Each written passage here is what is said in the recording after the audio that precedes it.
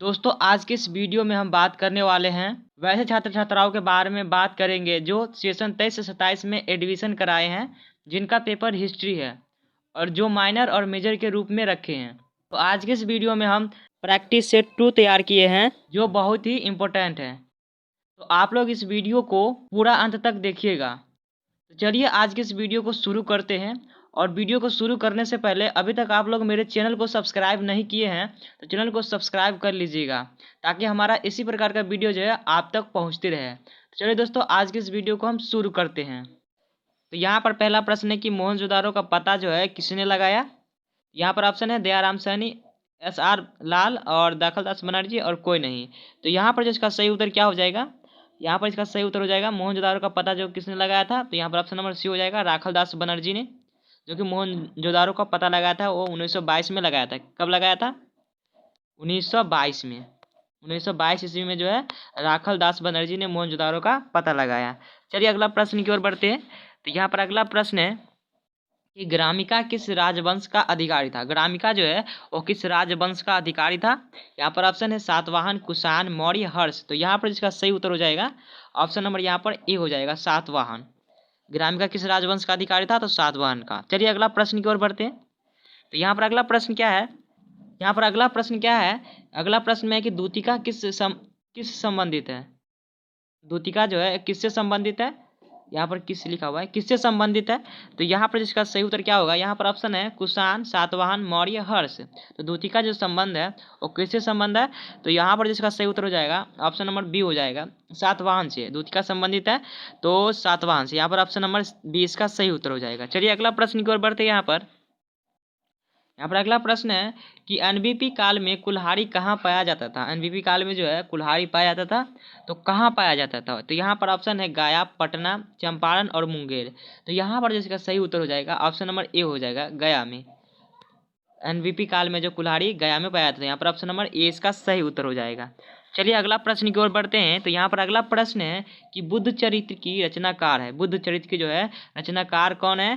तो यहाँ पर जो इसका ऑप्शन है अश्वघोष घोष है, विष्णुगुप्त है, हर्षचरित है और विशाखदत्त है। तो यहाँ पर इसका सही उत्तर हो जाएगा बुद्ध चरित्र की रचनाकार का। तो यहाँ पर ऑप्शन नंबर जो है ए इसका सही उत्तर हो जाएगा, अश्वघोष। बुद्ध चरित्र की रचनाकार है वो अश्वघोष है। तो यहाँ पर ऑप्शन नंबर ए इसका सही उत्तर हो जाएगा। चलिए अगला प्रश्न की ओर बढ़ते हैं। अगला प्रश्न है कि मुद्रा राक्षस के लेखक है। मुद्रा राक्षस के लेखक है, यहाँ पर ऑप्शन है अश्वघोष, पाणिनि, विशाखदत्त और चाणक्य। तो यहाँ पर जो इसका सही उत्तर हो जाएगा क्या होगा, ऑप्शन नंबर सी हो जाएगा। मुद्रा राक्षस के लेखक कौन है, तो विशाखदत्त है। तो यहाँ पर ऑप्शन नंबर सी इसका सही उत्तर होगा।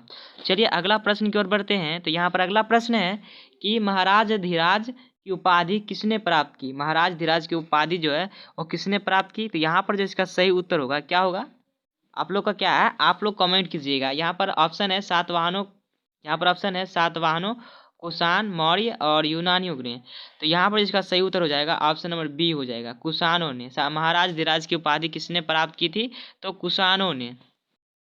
चलिए अगला प्रश्न की ओर बढ़ते हैं। यहाँ पर अगला प्रश्न में है, अगला प्रश्न में क्या है 8 नंबर की मौखरियों का शासन कहाँ था। मौखरियों का जो है शासन कहाँ था। ऑप्शन है बिहार में, उत्तर प्रदेश में, दोनों प्रांत में और किसी में भी नहीं।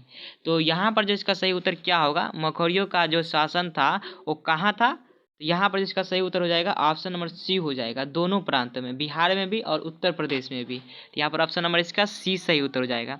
चलिए अगला प्रश्न की ओर बढ़ते हैं। तो यहाँ पर अगला प्रश्न है, अगला प्रश्न में है कि सातवाहन किस जाति और वर्ण के थे। सातवाहन जो है वो किस जाति और वर्ण के थे। यहाँ पर ऑप्शन है ब्राह्मण, क्षत्रिय, व्यास और कोई नहीं।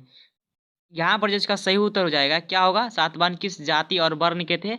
तो यहाँ पर इसका सही उत्तर होगा ऑप्शन नंबर ए हो जाएगा, ब्राह्मण। सातवाहन जो है ब्राह्मण जाति और वर्ण के थे।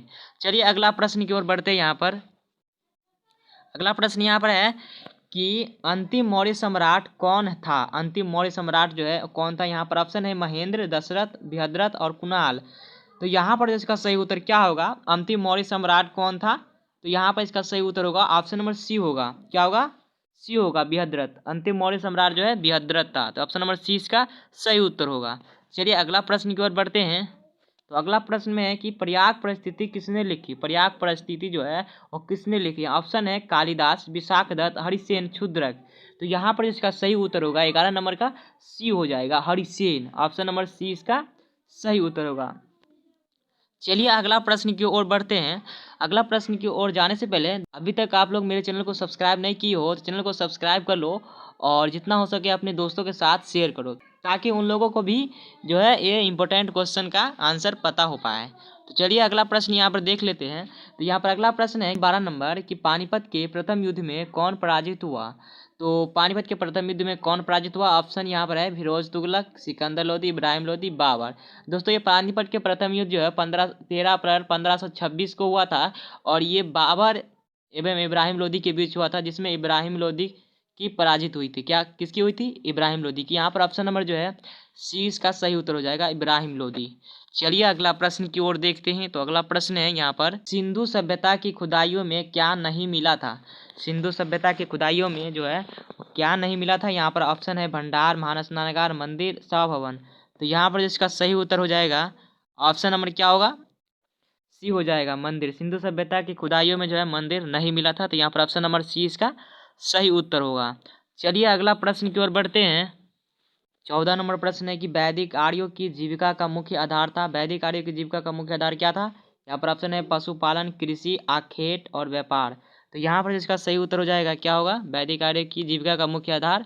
तो ऑप्शन नंबर ए हो जाएगा, पशुपालन। क्या होगा, पशुपालन हो जाएगा। वैदिक आर्यों की जीविका का मुख्य आधार पशुपालन ही था। चलिए अगला प्रश्न की ओर बढ़ते हैं। तो यहाँ पर अगला प्रश्न है, अगला प्रश्न में है कि निम्न में से कौन सा मंदिर महमूद गजनबी द्वारा लूटा गया। दोस्तों यहाँ पूछ रहा है कि निम्न में से कौन सा मंदिर जो है महमूद गजनबी द्वारा लूटा गया था। तो यहाँ पर जो इसका सही उत्तर क्या होगा, महमूद गजनबी द्वारा लूटा गया मंदिर। तो ये मंदिर सोमनाथ था। तो यहाँ पर ऑप्शन नंबर जो है इसका ए सही उत्तर हो जाएगा, सोमनाथ मंदिर। कौन होगा, ये हो जाएगा सोमनाथ मंदिर, जो कि महमूद गजनबी के द्वारा लूटा गया था। यहाँ पर अगला प्रश्न है 16 नंबर प्रश्न में है क्या, 16 नंबर प्रश्न में क्या है कि ऋग्वेद में कितने मंडल या फिर अध्याय है। ऋग्वेद में जो है कितने मंडल या फिर अध्याय है। तो यहाँ पर जो इसका सही उत्तर क्या हो जाएगा, 16 नंबर का डी हो जाएगा। ऋग्वेद में जो है कुल 10 मंडल है या फिर इसे 10 अध्याय भी कह सकते हो। अगला प्रश्न में क्या है कि पुरुष सूक्त ऋग्वेद के किस मंडल से संबंधित है। पुरुष सूक्त जो है ऋग्वेद के किस मंडल से संबंध है। तो इसका जो सही उत्तर होगा, यहाँ पर ऑप्शन है प्रथम मंडल, चतुर्थ मंडल, द्वितीय मंडल और दशम मंडल। तो पुरुष सूक्त जो है ऋग्वेद के दशम मंडल से संबंधित है। तो दशम मंडल में जो है से संबंधित है। तो यहाँ पर ऑप्शन नंबर जो है डी इसका सही उत्तर हो जाएगा। चलिए अगला प्रश्न की ओर बढ़ते हैं। यहाँ पर अगला प्रश्न क्या है कि कबीर के गुरु कौन थे। कबीर के जो गुरु थे वो कौन थे। यहाँ पर ऑप्शन है रामानुज, रामानंद, नामदेव और गुरु नानक।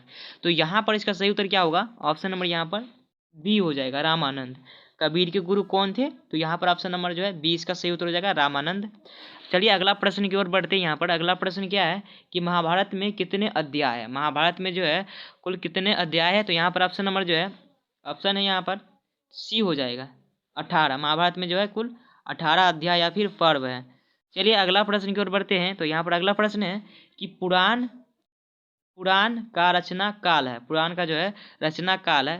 पुराण का रचना काल क्या है, यहाँ पर है 6ठी सदी ईस्वी पूर्व, मौर्य काल, गुप्त काल और उत्तर गुप्त काल। तो यहाँ पर इसका सही उत्तर हो जाएगा ऑप्शन नंबर ए हो जाएगा, 6ठी सदी ईस्वी पूर्व, यानी कि 6ठी सदी ईस्वी पूर्व में पुराण की रचना हुई है। चलो अगला प्रश्न की ओर बढ़ते हैं। तो अगला प्रश्न क्या है, अगला प्रश्न में है कि वेदांगों की संख्या है। वेदांगों की संख्या है। वेदांगों की संख्या क्या है। यहाँ पर ऑप्शन नंबर, यहाँ पर आपके ऑप्शन है 4, 6, 8 और 10। तो वेदांगों की संख्या क्या है। तो दोस्तों वेदांगों की संख्या है 6 है। तो यहाँ पर ऑप्शन नंबर बी इसका सही उत्तर हो जाएगा। चलिए अगला प्रश्न की ओर बढ़ते हैं। यहाँ पर अगला प्रश्न 22 नंबर है कि तृतीय बौद्ध संगीति कहाँ हुई थी। तृतीय बौद्ध संगीति जो हुई थी वो कहाँ हुई थी। यहाँ पर ऑप्शन है पाटलिपुत्र, नालंदा, राजगिरी और इनमें से कोई नहीं। यहाँ पर जो इसका सही उत्तर हो जाएगा ऑप्शन नंबर ए हो जाएगा, पाटलिपुत्र में तृतीय बौद्ध संगीति आयोजित हुई थी। तो पाटलिपुत्र में हुई थी। यहाँ पर ऑप्शन नंबर ए इसका सही उत्तर होगा। चलिए अगला प्रश्न की ओर देखते हैं। यहाँ पर तो अगला प्रश्न में यहाँ पर है कि राजपूत किसके वंशज है।